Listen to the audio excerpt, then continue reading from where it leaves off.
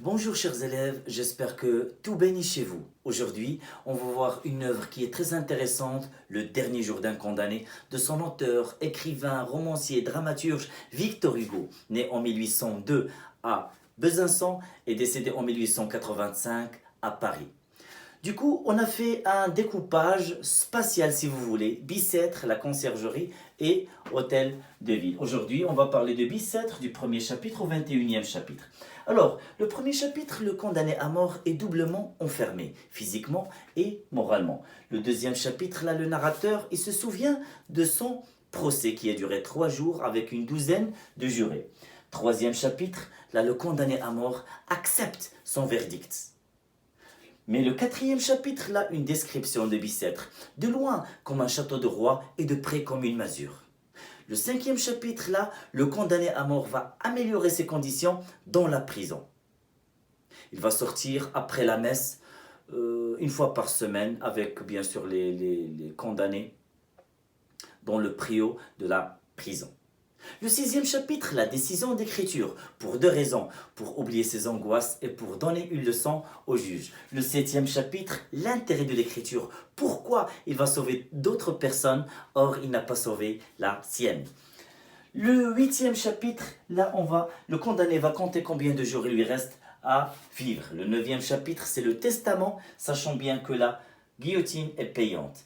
Le dixième chapitre, une description dévalorisante du cachot.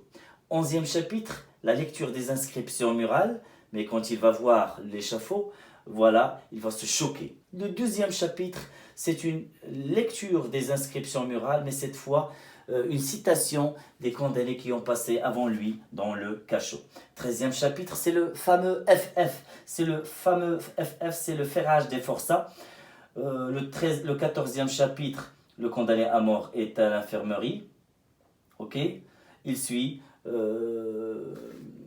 d'une fenêtre le départ des galériens au bagne de Toulon. Le 15e chapitre, le condamné à mort, il commence à trouver une solution pour s'évader. 16e chapitre, un flashback si vous voulez, d'une chanson. Voilà, le condamné à mort va se souvenir d'une chanson à l'infirmerie par une fille, chantée par une fille qui est belle. Il se demande comment une jeune belle fille qui chante l'hurlant femme à lurette, une chanson en argot.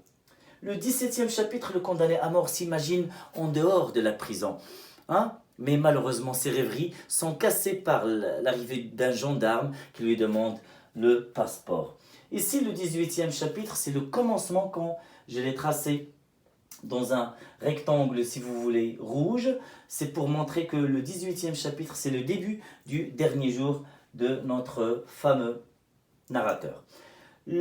Comment il a su ça? C'est que le 18e chapitre, c'est l'arrivée de guichetier à 6 h du matin. Il va demander quoi manger. Le 19e chapitre, c'est l'arrivée du directeur. Le directeur qui est gentil, mais cette gentillesse s'arrête là quand il va dire que c'est pour aujourd'hui. Le 20e chapitre, le condamné à mort se souvient de son geôlier ainsi que de la prison et tout ça. Le 21e chapitre est très intéressant, l'arrivée de 2 personnes.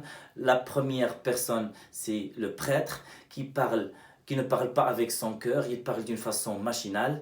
Et l'arrivée du huissier de justice. Qu'est-ce qu'un huissier de justice? C'est un métier libéral.